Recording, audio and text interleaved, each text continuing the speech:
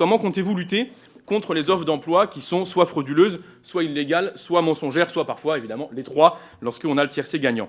La commission mixte paritaire sur le texte dit plein emploi a annulé notre amendement qui imposait à Pôle emploi la mission de contrôler la qualité des offres, en dépit d'une adoption en séance unanime, avec avis favorable de Monsieur le ministre, qui a donc été désavoué par ses propres amis en CMP. Donc comment allez-vous procéder dans le cadre existant? Je parle bien sûr ici des contrôles a priori. Pas des contrôles, il y a le service employeur qui reçoit les appels téléphoniques des offres collectées, c'est une chose. Il y a les bots automatisés qui détectent les valeurs absurdes dans les offres ou qui dédoublonnent, c'est une autre chose. Se pose la question de ce qu'on a perdu depuis les politiques de transparence du marché du travail en 2013, l'agrégation automatique des offres depuis l'extérieur, à savoir un contrôle a priori de ce qui arrive sur les serveurs et qui est mis en ligne.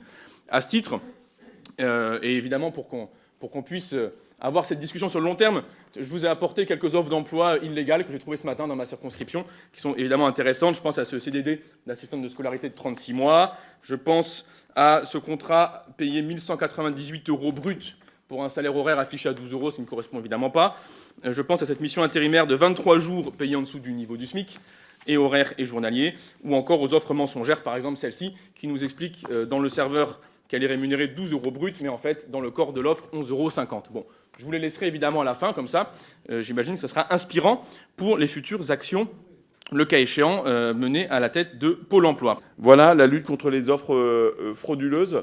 Alors, sur ce point-là, vous l'avez.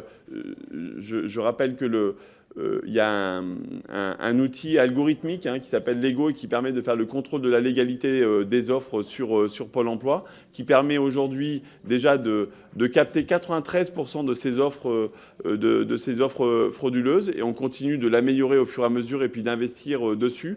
Il n'est pas exclu qu'on envisage de mettre à disposition sous forme de commun numérique cet outil demain pour qu'on puisse faire cette démarche a priori et d'éviter les quelques cas résiduels. Voilà.